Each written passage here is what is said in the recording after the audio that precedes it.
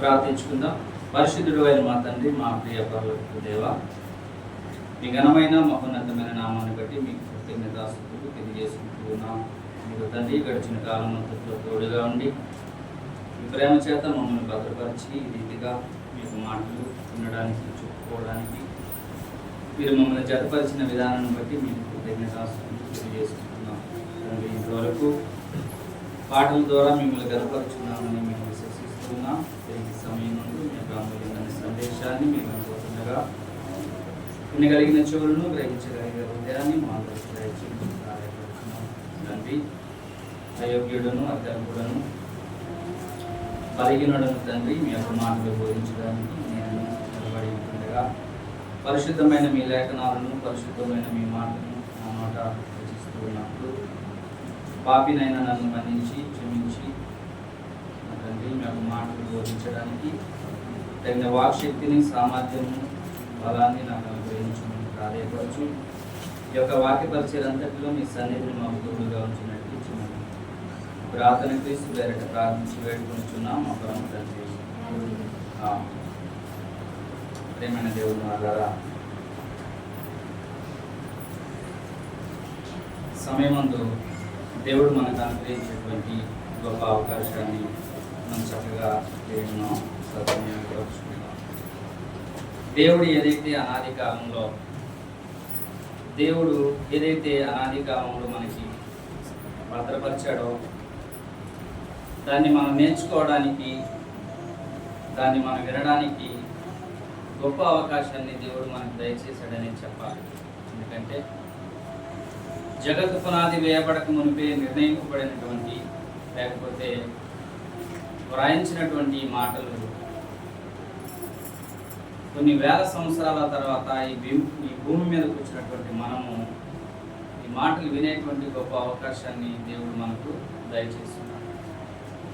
ఎందుకంటే కొరింథీయులకు రాసిన మొదటి పత్రికలో 2వ అధ్యాయంలో జగత్తు పునాది వేయబడక మునిపే దేవుడు మన మహిమ నిమిత్తము ఈ గ్రంథాన్ని తన లోకంలో నిర్మాణం చేశాడు. ఎప్పుడు చేశాడట? జగత్తు పునాది వేయబడక మునిపే నిర్ణయించబడింది, లేక తలంచబడింది, సంకల్పింపబడింది ఈ యొక్క మాటలు. ఏదైతే దేవుడు మనకు తెలియచేయాలనుకున్నాడో అది ఈ లోకమే లేనప్పుడు, ఈ లోకంలో మనం పుట్టక మునుపు లోకమే లేనప్పుడు దేవుడు పరలోకం అందే దీన్ని ఆవిష్కరించినటువంటి ఈ గ్రంథాన్ని ఇవాళ మనం చదువుకోగలుగుతున్నామంటే, ఈ మాటలు మనం వినగలుగుతున్నామంటే దేవుడు మనకు అనుగ్రహించినటువంటి భాగ్యం అనే చెప్పాలి. కనుక దేవుని ప్రియులారా, ఈ యొక్క మాటలు మనం జాగ్రత్తగా మనం పరిశీలన చేస్తూ దేవుడు మనకు ఏ విషయాలు ఈ సమయంలో నేర్పించాలనుకుంటున్నాడో, ఏది మనకు వినిపించాలనుకుంటున్నాడో దాన్ని మనం జాగ్రత్తగా వినడానికి ప్రయత్నించేద్దాం. మనం చదివినటువంటి లూకాసు వార్త 4వ అధ్యాయంలో ఒక సందర్భం, ఇక్కడ ఒక ఇద్దరు వ్యక్తులు మనకు కనిపిస్తారు. మరి ఎవరు అంటే, ఒక ఆయన సర్వాధికారి అయిన దేవుడు, మరొక వ్యక్తి ఈ లోకంలో అధికారం కలిగినటువంటి ఈ లోకాధికారి. బాగా వినాలి. లూకాసు వార్త 4వ అధ్యాయంలో మనం చదివినటువంటి లేఖన భాగాల్లో ఉన్నటువంటి వ్యక్తులు ఎవరు అంటే, ఒకటి సర్వాధికారి అయిన దేవుడు, మరో వ్యక్తి ఈ లోకాన్ని మోసపరుస్తున్నటువంటి ఈ లోకాధికారి. దీని గురించి మనం ఈ సమయంలో నేర్చుకోబోతున్నాం. 4వ అధ్యాయంలో ఉన్నటువంటి సమాచారం ఏంటంటే, యేసు ప్రభు తన యొక్క 30వ ఏట బాప్తిజాన్ని పొంది దేవుని రాజ్యం గురించి ప్రకటించడానికి ఆయన బయలుదేరాడు. అంటే ముందుగా బాప్తిజం పొందినటువంటి యేసు ప్రభు 40 దినాల పాటు దేవుని యొక్క ఆత్మ చేత ఆయన బలము పొందుతూ అపవాది చేత శోధింపబడుచు ఉన్నాడు. ఎన్ని దినాలు అంటే 40 దినాల పాటు. ఉపవాసం ఉంటూ 40 దినాల పాటు ఉపవాసం చేస్తూ ఈ ఉపవాసంలో ఏదో కాముగా కూర్చొని ఉపవాసం ఉండడం అనేది కాదు అక్కడ ప్రభువుకు జరిగినటువంటి సందర్భం. 40 దినాలు అరణ్యంలో ఉపవాసం ఉండడానికి వెళ్ళి అపవాది చేత శోధింపబడుచుండెను. ప్లస్ శోధన అంట. మళ్ళా ఎవరి చేత శోధన అంటే అపవాది చేత శోధింపబడుచు ఉన్నాడు. మనం ఈ దినాన ఎవరి గురించి మనం ఆలోచించబోతున్నామంటే ఈ లోకమంతా దేవుని బిడ్డలని, ఈ లోకమంతా దేవుని యొక్క సృష్టి అని, ఈ లోకంలో ఉన్నటువంటి మనుషులందరూ దేవుని సొత్తైన ప్రజలని, తన వారని, తాను నాటినటువంటి మొక్కలని, నా స్వాస్యమని దేవుడు చెప్పుకుంటున్నటువంటి తన ప్రజలైనటువంటి మనుషుల గురించి, ఈ మనుషులను మోసపరుస్తూ శోధిస్తూ నాశనానికి నడిపించేటువంటి ఒక మహాశక్తి ఈ లోకంలో ఉంది. ప్రతి మనిషికి ఎవరి మీద ఎక్కువగా అవగాహన ఉంటుందంటే ప్రతి భక్తునికి దేవుడి మీద మాత్రమే అవగాహన ఉంటుంది. ఎందుకంటే రోజుకి మనం 2 సార్లు ప్రార్థన చేసినా, 3 సార్లు చేసినా, 4 సార్లు చేసినా, 5 సార్లు చేసినా ఆ పరమ తండ్రిని మనం గుర్తించి ఆయనకు మనం ప్రార్థన చేస్తాం. ఆయన ఉన్నాడని మనం తలస్తాం. మన ప్రార్థనలు ఆయన వింటున్నాడని మనం ఆలోచిస్తాం. ఇలాగా ప్రతి భక్తునికి లేక ఈ లోకంలో ఉన్నటువంటి ప్రతి వ్యక్తికి కూడా దేవుడు అంటే పరిచయం ఉంది. కానీ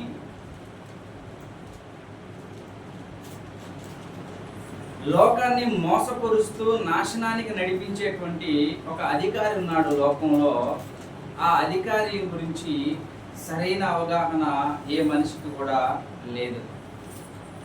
అసలు వాడిని గురించినటువంటి ఆలోచనే ఈ లోకంలో ఏ మనిషికి ఉండబోదు. అయితే లోకంలో జరుగుతున్నటువంటి ప్రతి దురాఘాతానికి, ప్రతి నాశనానికి, ప్రతి చెడుకి దాని వెనకాల ఒక మహాశక్తి దాగుంది.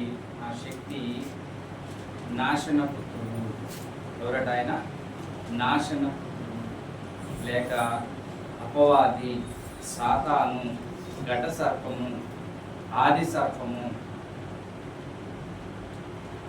అబద్ధికుడు, నాశనపుత్రుడు అని అనేక పేర్లతో గ్రంథంలో పిలువబడుతున్నటువంటి ఒక శక్తి ఈ లోకంలో ఉన్నాడు.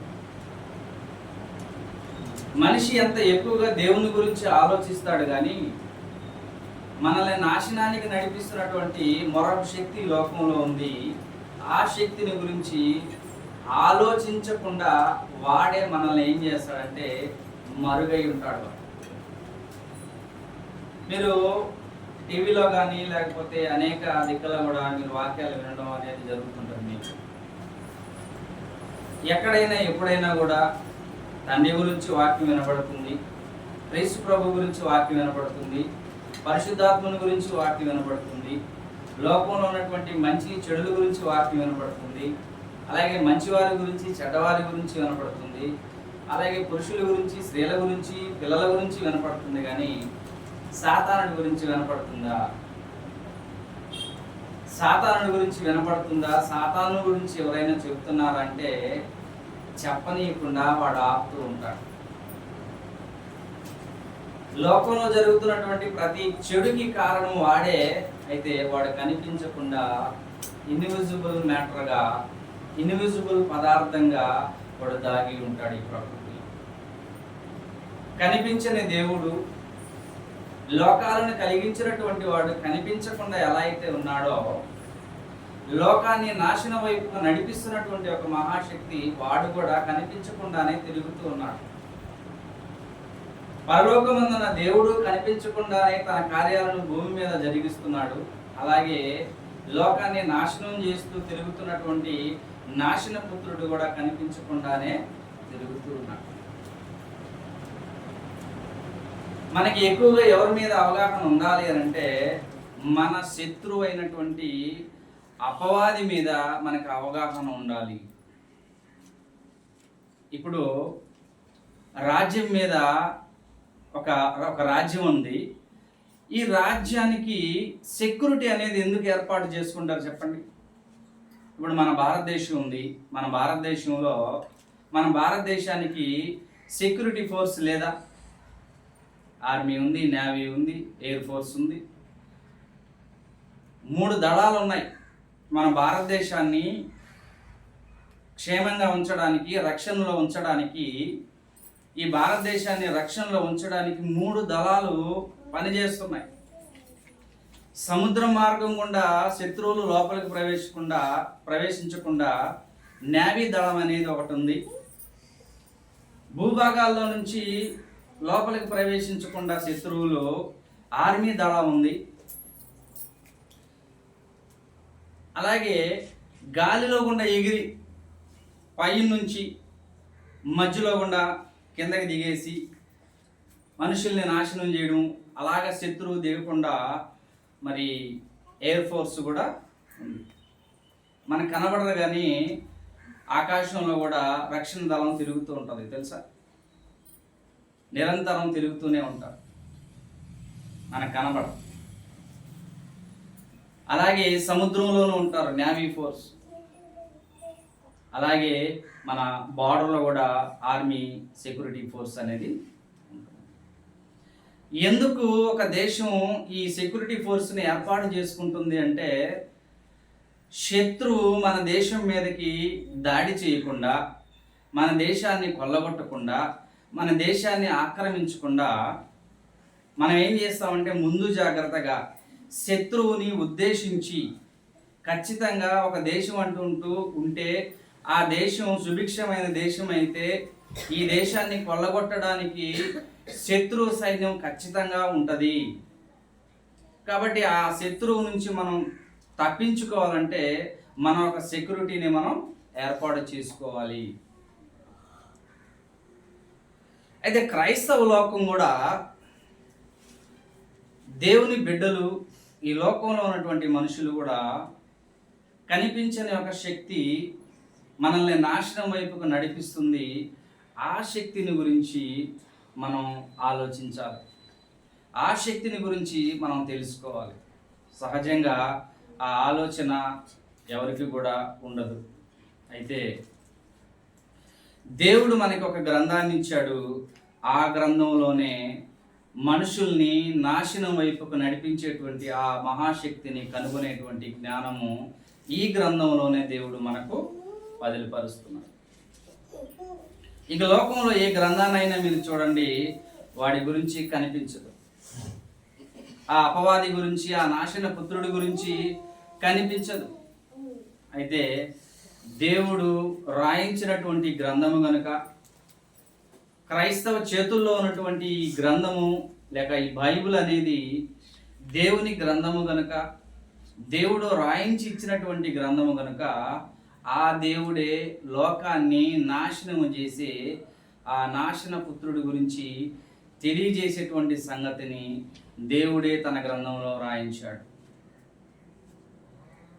ఇదే గొప్ప ఆధారం. ఇది దేవుని గ్రంథము అనడానికి, ఇది దేవుని యొక్క గ్రంథము అనడానికి, దేవుడు రాయించి ఇచ్చాడు అని అనడానికి ఆధారం ఏంటంటే, లోకాన్ని నాశనం చేసేటువంటి ఆ మహాశత్రువు గురించి తెలుసుకున్నటువంటి ఒక గొప్ప అవకాశము ఈ గ్రంథంలో ఉన్న దేవుడు మనకు తెలియజేస్తున్నాడు. కరెంట్ పోయింది, ఇబ్బందిగా ఉంది, వచ్చేస్తుంది, కొద్దిసేపు వెయిట్ చేయండి, వచ్చేస్తుంది.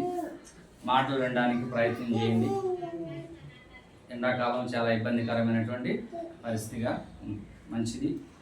అయితే దేవుడు మనకు అనుగ్రహించినటువంటి ఈ సమయాన్ని మనం ఏదో ఒక విధంగా మనం సద్వినియోగపరుచుకుందాం.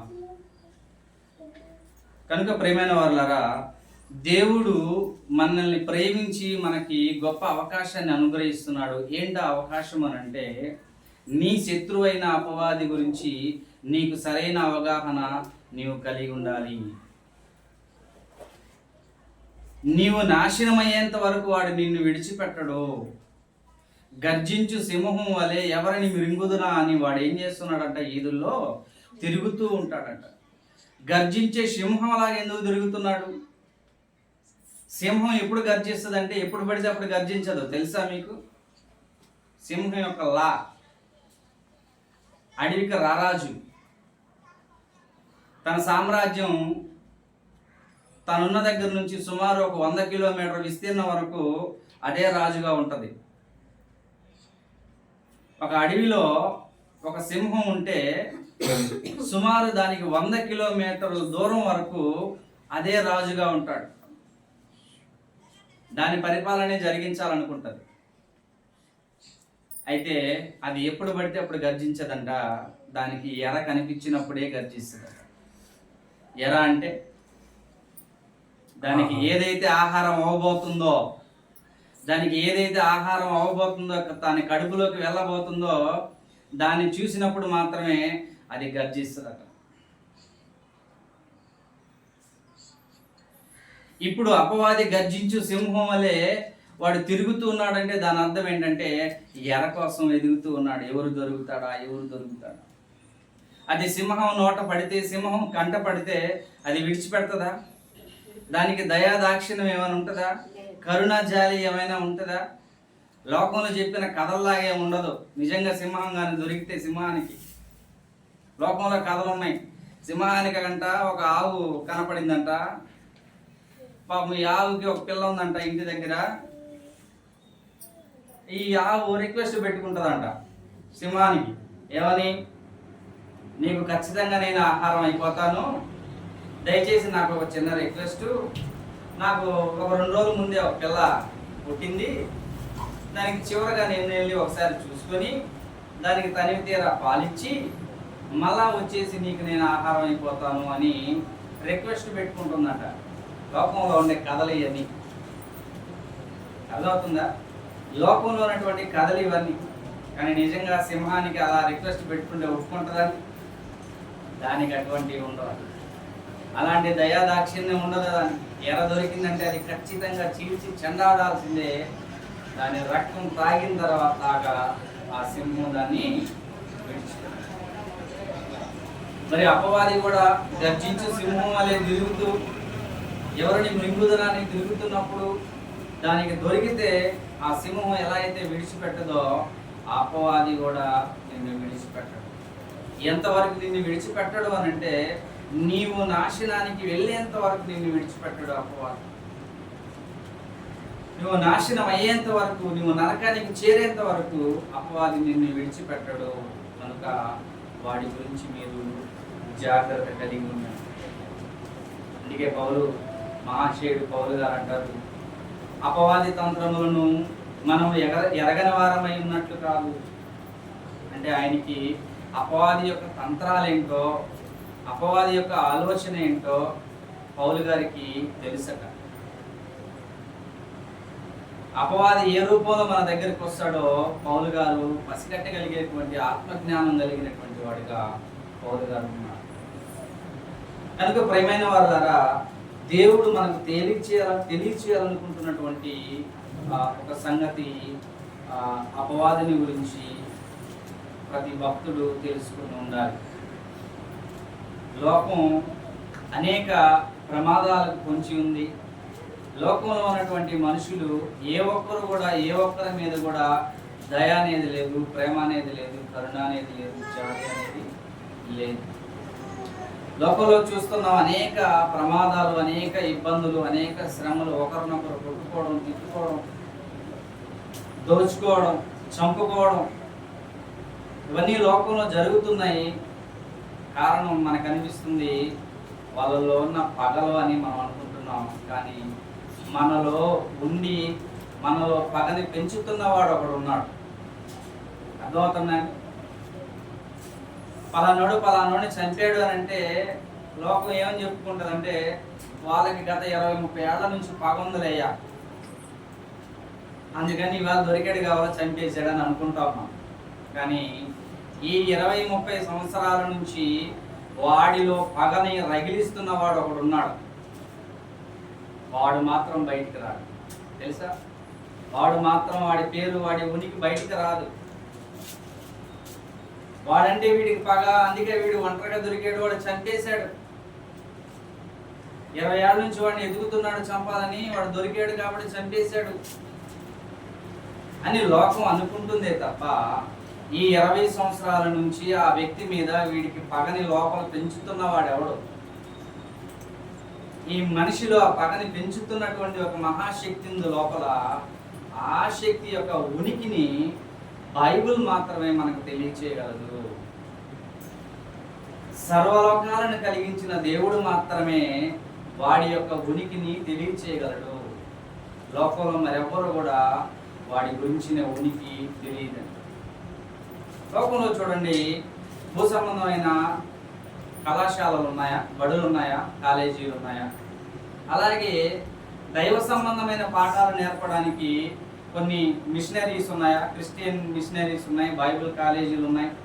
అలాగే ముస్లిమ్స్కి సంబంధించినటువంటి ఖురాన్ గురించి నేర్పేటువంటి కళాశాలలు లోకంలో ఉన్నాయి. అలాగే హైందవులకు కూడా భగవద్గీతను గురించి, రామాయణం గురించి నేర్పించేటువంటి కళాశాలలు కూడా లోకంలో ఉన్నాయి. కానీ అపవాదిని గురించి నేర్పించే ఏమైనా ఉన్నాయా? ఉన్నాయండి. అపవాదిని గురించి తెలియజేసే పాఠశాలలు ఏమైనా ఉన్నాయా? లేవు. పెట్టనీయడం మిమ్మల్ని, లోకంలో ఉన్న మనుషుల్ని ఆ కళాశాలలు పెట్టనివ్వడం. దేవుడు మాత్రమే మనకు తెలుసు. దేవుని గురించిన సంగతులన్నీ నేర్చుకోవడానికి కళాశాలలు ఉన్నాయి, కానీ మనిషి పోతుందో మాత్రం ఎడిపోతున్నాడట, అపవాది వెంట పోతున్నాడు. ఇక్కడ ఎంత విచిత్రంగా ఉందో చూడండి మ్యాటర్. అనేక రకాలుగా దేవుని గురించి తెలియజేసేటువంటి కళాశాలలు లోకంలో ఉన్నాయి, మనుషులు పెట్టుకొని ఉన్నారు. ఆ దేవుని గురించి తెలియజేసుకోవడానికి ఆ పాఠ్య పుస్తకాలు ఉన్నాయి, అవి నేర్చుకుంటున్నాడు మనిషి. కానీ మనిషి ఎటువైపు వెళ్తున్నాడు అంటే, ఇదిగో నాశన పుత్రుడి వైపు పరిగెడుతున్నాడు. సాతానుడి యొక్క ఆలోచనతో వాడు పెనవేసుకుని వెళ్తున్నాడు. మరి ఇది ఎలా సాధ్యమవుతుంది? నిద్ర లేచిన కాడ నుంచి మనిషి భక్తిని ప్రదర్శిస్తుంటాడు, భక్తిని నేర్చుకోవాలనుకుంటుంటాడు, ప్రార్థన చేస్తుంటాడు, దేవుని గురించిన మాటలు చదువుతూ ఉంటాడు. అయితే వాడు చేసే పనులన్నీ ఎలా ఉండబోతాయంటే అపవాదికి సంబంధించినటువంటి పనులే లోకంలో చేస్తూ ఉంటాడు. ఇది ఎలా సాధ్యం అవుతుంది మనిషికి? చెప్పండి ఒకసారి. అనిపించకుండా మనలో ఉంటూ వాడు నాటకం చేస్తూ ఉంటాడు, మనలోనే ఉంటాడు. అందుకే తెస్సలోనికి రాసిన 2వ పత్రిక 2వ అధ్యాయము 1వ వచనం నుంచి 4వ వచనం వరకు గత వారంలో కూడా మీకు నేను చదివించు. ఏది దేవుడు అనబడనో, ఏది పూజింపబడనో దానిని అంతటిని ఎదిరించే ఒక దుష్ట శక్తి తన ఆలయంలో, అంటే దేవుని ఆలయంలో వాడు వచ్చి కూర్చొని నివాసం చేసుకుంటాడు. వాడు ఆల్రెడీ లోపల ఉంటాడు, కనిపించడు. వాడి కుయుక్తులు, వాడి యొక్క ఆలోచన, వాడి యొక్క మనస్తత్వం అనేది మనిషి గ్రహించలేనంత స్థితిలో ఉంటుంది. ఇది చెడు అని, ఇది అపవాదికి సంబంధించినటువంటి ఆలోచన అని ఏ మనిషి కూడా గ్రహించలేడు. అంత ఇంటర్నల్గా, అంత జాగ్రత్తగా మరి సాతానుడు మనలో ఉంటూ నివాసం చేస్తూ ఉంటాడు. అయితే దేవుడు సాతానుడి కంటే ఏమైనా తక్కువడా? సాతానుడి కంటే తక్కువడా? యేసు ప్రభుని ఏమంటున్నాడు ఒకసారి సాతానుడు మనం చూద్దాం. లూకాసు వార్త 4వ అధ్యాయంలో 5వ వచనం. లూకాసు వార్త 4వ అధ్యాయం 5వ వచనంలో అప్పుడు అపవాది ఆయనను తీసుకొని పోయి భూలోక రాజ్యములన్నిటిని ఒక నిమిషంలో ఆయనకు చూపించి ఈ అధికారమంతయు ఈ రాజ్యముల మహిమయు నీకిత్తును, అది నాకు అప్పగింపబడి ఉన్నది, అది ఎవనికి నేను ఇయ్యబోదునో వానికి ఇత్తును. చాలు. ఇక్కడ సాతానుడు యేసు ప్రభు దగ్గరికి వచ్చి శోధిస్తూ 40 దినాల పాటు ఉపవాసంతో ఉన్నటువంటి యేసు ప్రభు ప్రశాంతంగా ఉపవాసాన్ని కొనసాగించుకోక అపవాదితో ఫైట్ చేస్తున్నాడట. బాగా ఆకలి వేస్తూ ఉంది. మరి సాతానుడు వచ్చాడు యేసు ప్రభు దగ్గరికి, నువ్వు దేవుని కుమారుడు అయితే. అక్కడ ఏమంటాడు చూడండి, 2వ వచనము, అపవాది చేత శోధింపబడుచుండెను, ఆ దినములలో ఆయన ఏమీ తినలేదు, అవి తీరిన తర్వాత ఆయన ఆకలి కొనగా అపవాది, నీవు దేవుని కుమారుడు అయితే. ఏమంటున్నాడంట? మొట్టమొదటిగా నీవు దేవుని కుమారుడు అయితే. అసలు ఆ మాట వెనక అపవాది యొక్క ఆంతర్యం చూడండి. అపవాది ఎలా మాట్లాడుంటాడంటారు యేసు ప్రభుతో? నువ్వు మగోడు అయితే అంటే ఎట్లుంటది? నువ్వు ఆడదాని అయితే ఖచ్చితంగా నీ మొగుడు నీ కొంగును కట్టేసుకొని అనుకో తల్లి, అప్పుడు ఏం చేయాలి? ఆడది. యేసు ప్రభువుని సాతానుడు ఏమంటున్నాడంటే, నువ్వు దేవుని కుమారుడు అయితే అంటే ఇప్పుడు ఏం చేయాలి ఆయన? అవును, దేవుని కుమారుడిని. ఇప్పుడు ఈయన రోషగించుకొని ఏం చేయాలంటే, అపవాది ఆలోచనకి ఈయన ఏం చేయకూడదట? అవకాశం ఇవ్వకూడదు. నువ్వు దేవుని కుమారుడు అయితే నువ్వు ఆకలి కొంటున్నావు కదా, ఈ రాళ్ళను రొట్టెలుగా చేసుకొని తిను అంటే, ఈయన ఆకలి తీర్చుకోవడానికి రాళ్లను రొట్టెలుగా చేయాల్సినటువంటి అవసరత ఏముంది? అవసరమైతే కాకులు వచ్చి ఆహారం ఇస్తాయి. ఇవ్వవా అండి? రాళ్ళని రొట్టెలుగా ఎందుకు? అక్రమైన మార్గంలో చేయాలా? అక్రమైన మార్గంలో తన ఆకలిని ఎందుకు తీర్చుకోవాలి? క్రమమైనది ఏంటి? లోకంలో సమృద్ధిగా ఆహారం ఉంది. ఆయన అరణ్యాన్ని విడిచి లోపలికి ఊళ్ళోకి వెళ్తే ఆయనకి సమృద్ధిగా ఆహారం దొరుకుతుంది. ఆయన అరణ్యంలో ఆకలి ఉన్నప్పుడు రాళ్ళను రొట్టెలుగా చేసుకొని తినాల్సిన అక్రమైన పద్ధతిని ఆయన ఎందుకు పాటించాలా? అంటే అపవాది మనిషి యొక్క ఆలోచన ఎలా మారుస్తుందంటే, నువ్వు క్రమమైన పద్ధతిలో నడవకూడదు, అదే దాని అర్థం. అపవాది మనలోకి వచ్చినప్పుడు వాడు ఏం చేస్తాడంటే, ఒక మనిషి తన క్రమమైన మార్గంలో ప్రయాణం చేయకూడదంట, అక్రమైన మార్గంలోనే ప్రయాణం చేయాలి. యేసు ప్రభువును కూడా అక్రమంగా ప్రవర్తించమని చెప్తుంది. ఏం చెప్తుందట? అక్రమంగా ప్రవర్తించమంటుంది. నువ్వు దేవుని కుమారుడు అయితే రాళ్లను రొట్టెలుగా చేసుకొని తినొచ్చు కదా అంటే అవసరమని. రాళ్లను రొట్టెలుగా చేసుకోవాల్సినటువంటి అవసరత ఏముందండి యేసు ప్రభు? ఏలియాని 1.5 సంవత్సరము కాకులు వచ్చి పోషించలేదా? ఏలియాకి 1.5 సంవత్సరం ప్రతి దినము ప్రతి పూట కాకులు వచ్చి రొట్టెలు మాంసం తెచ్చి ఏలియాకి ఇచ్చి వెళ్తున్నాయి. ఏలియాని దేవుడు అలా పోషించిన వాడు యేసు ప్రభువుకి మాత్రం రావాలి. దైవ కుమారుడు, లోకాన్ని కలిగించినటువంటి వాడు, లోక రక్షకుడు, సర్వ సృష్టికి ఆది సంభూతుడు. అలాంటి క్రీస్తు ప్రభు ఆకలి తీర్చడానికి ఆయన అక్రమంగా ఎందుకు చేయాలా? క్రమమైన పద్ధతిలోనే కాకులైన వచ్చే ఆహారాన్ని యేసు ప్రభుకి పెడతాయి. కానీ సాతానుడు మనిషి దగ్గరకు వస్తే వాడు చేసేటువంటి ఆలోచన ఏంటంటే, ఒక మనిషిని అక్రమమైన మార్గంలో నడిపించడమే సాతానుడి యొక్క ఆలోచన. ఇప్పుడు నెక్స్ట్ మరొక శోధన జరుగుతుంది యేసు ప్రభుకి. ఏంటి ఆ శోధన అంటే, యేసు ప్రభువుని నేరుగా ఆయన్ని తీసుకుని వెళ్ళి భూలోక రాజ్యములన్నిటినీ 1 నిమిషంలో సాతానుడు చూపించట. భూలోక రాజ్యాలన్నిటినీ 1 నిమిషంలో సాతానుడు ప్రభువుకు చూపించి, ఈ లోక రాజ్యాలన్నీ నాకు అప్పగింపబడి ఉన్నవి, నేను ఎవరికి ఇవ్వకూడదునో వాళ్ళకి ఇస్తాను, నువ్వు నాకు మొక్కి నేను నీకు ఇస్తాను అన్నాడు. లోక రాజ్యాలన్నీ నాకు అప్పగింపబడి ఉన్నవని సాతానుడు నిజం చెప్తున్నాడా అబద్ధం చెప్తున్నాడా? ఒక కోణంలో నిజం, ఇంకో కోణంలో అబద్ధం. మనుషులు సాతానుడి యొక్క ఆలోచనలో పడి, సాతానుడి యొక్క ఆలోచనలో ఉన్నటువంటి వారిని బట్టి వీరందరూ నాకు అప్పగింపబడి ఉన్నారు అని అన్నాడు. కానీ నిజానికి సర్వలోకాలను అప్పగించింది ఎవరు అని అంటే, ఎవరికి అప్పగించాడు దేవుడు అంటే సాతానుడికి అప్పగించలేదు. ఎవరి దగ్గర ఏం మాటలు మాట్లాడుతున్నాడు చూడండి ఈ సాతాను. ఈ లోకమంతా లోక రాజ్యాలన్నీ నాకు అప్పగింపబడి ఉన్నవి అని. కానీ ఎవరికి అప్పగింపబడి ఉన్నావో ఒకసారి మనం చూద్దాం. మత్తయి సువార్త 28వ అధ్యాయము.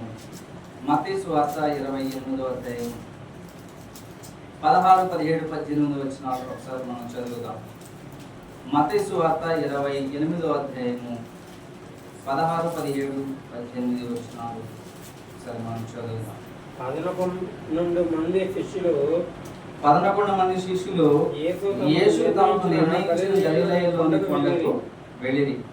వారు ఆయనను చూచి ఆయనను మొక్కిరిగాని కొందరు సందేహించిరి. అయితే యేసు వారి యొద్దకు వచ్చి పరలోకమందును బాగా వినాలి, పరలోకమందును భూమి మీదను నాకు సర్వాధికారం ఇవ్వబడి ఉన్నది. ఎవరికి సర్వాధికారం ఇవ్వబడిందట? యేసు ప్రభువుకి ఇవ్వబడింది. పరలోకమందును భూలోకమందును సర్వాధికారము నాకు ఇవ్వబడి ఉంది. నా తండ్రి నాకిచ్చాడు. అయితే సాతానుడు ఏమంటున్నాడు? ఈ లోక రాజ్యాలన్నీ నాకు అప్పగింపబడి ఉన్నాయి, నేను ఎవరికి ఇవ్వకూడదునో వాళ్ళకి నేను ఇస్తాను. అంటే వీడు అబద్ధికుడు కదండి. సాతానుడు అబద్ధికుడు. సాతానుడు అబద్ధికుడు కనుక వాడు వస్తే మాట్లాడేది అబద్ధమే, నిజం మాట్లాడటం. అంటే అబద్ధానికి మనిషి అంత దగ్గర అయిపోతాడో చూడండి. అవ దగ్గరికి వచ్చింది, దేవుడేమో తినొద్దానన్నాడు, తింటే చచ్చిపోతావని అన్నాడు. అయితే సాతానుడు వచ్చాడు, నువ్వు చావనే చావు. ఇప్పుడు ఏది నమ్మాలా? అవ్వ దేవుని మాట నమ్మాలా, అపవాది మాట నమ్మాలా? దేవుని మాట నమ్ముంటే ఇంత పరిస్థితి ఉండేది కాదు. అయితే అపవాది మాట నమ్మింది. దేవుడు చస్తావు అంటే అపవాది చావనే చావు. అంటే మనిషికి ఏది ఇంపుగా ఉంటుందో ఆలోచించండి. మనిషికి ఏది ఇంపుగా ఉంటుందో ఆలోచించండి. షుగర్ 300 ఉంది, అట్టిపండు తింటే చస్తావని డాక్టర్ చెప్తాడు. ఇంకొకడు వచ్చి చావనే చావరు, నేను ఇదివరకు తినున్నాను బాగా, నాకేం కాలేదని అన్నారనుకో, అప్పుడు ఏది మనకి ఇష్టంగా ఉంటుంది చెప్పండి? ఏది మనకి ఇష్టంగా ఉంటుంది? మామిడికాయలు జ్యూస్ బాగా తాగండి షుగర్ ఉండాలని చెప్పి ఒకటి చెప్పాడు అనుకో, డాక్టర్ ఏం చెప్తాడు? మామిడికాయలు తిన్నా, దాని జ్యూస్ తాగినా షుగర్ ఎక్కువైపోయి చచ్చిపోతావమ్మా, కోమలోకి వెళ్ళిపోతావు. కానీ ఒక వ్యక్తి వచ్చి లేదు నేను ఇదివరకు అదే ఎక్కువ తాగేవాడిని, నాకు ఏం కాలేదు, వాళ్ళు అట్టే చెప్తుంటారులే డాక్టర్ కదా అని అంటే, ఈ రెండింటిలో మనకి ఏది ఇష్టంగా ఉంటుంది చెప్పండి? ఏది ఇష్టంగా ఉంటుందంటే, ఇదిగో ఈ మనిషి చెప్పింది మనకి ఇష్టంగా ఉంటుంది.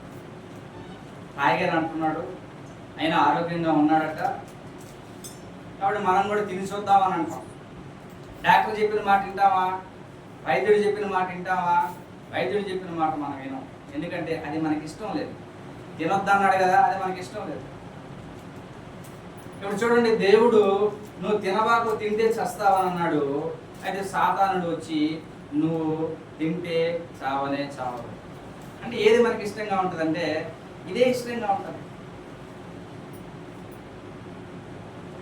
అంటే వీడి నిజం చెప్పాడా అబద్ధం చెప్పాడు అంటే, సాతానుడు వస్తే అబద్ధమే చెప్తాడు, నిజం అసలు ఏమి కూడా. నిన్ను నాశనానికి నడిపించడానికి వాడు నీ దగ్గరికి వస్తాడే తప్ప నీకు మేలు కలగడానికి నీ దగ్గరికి సాతానుడు రానే రాడు. వాడు మన దగ్గర ఉన్నాడు అంటే నీకు నష్టమే తప్ప నీకు లాభం, నీకు మేలు, నీకు జీవం అనేది నీలోకి రాదు. ఇప్పుడు యేసు ప్రభు దగ్గరికి వచ్చి పరలోకంలోను భూమి మీదను సర్వాధికారం పొందినటువంటి యేసు ప్రభు దగ్గరికి వచ్చి సాతానుడు ఏమంటున్నాడంటే, ఈ లోకరాజ్యాలన్నీ నాకు అప్పగింపబడి ఉన్నవి, నేను ఇష్టపడి ఎవరికి ఇవ్వాలనుకుంటే వాళ్ళకి ఇస్తాను, ఇదిగో నీకు ఇస్తాను, నువ్వు నా కాళ్ళు మొక్కు అని అంటున్నాడు. అయితే మనం మత్తయి సువార్త 28వ అధ్యాయం 18వ వచనంలో ఆయన అంటున్నాడు, పరలోకమందును భూమి మీదను నాకు సర్వాధికారము ఇవ్వబడి ఉన్నది. రోమపత్రిక 9వ అధ్యాయం కూడా మనం ఒకసారి చూద్దాం. యేసు ప్రభు గురించి ఒక 2-3 వచనాలు మాత్రమే మనం చూద్దాం. రోమపత్రిక 9వ అధ్యాయము 5వ వచనాన్ని ఒకసారి మనం చదువుకుందాం. ఇతరులు వీరు వారు శరీరమును బట్టి క్రీస్తు వీరిలో పుట్టెను. ఈయన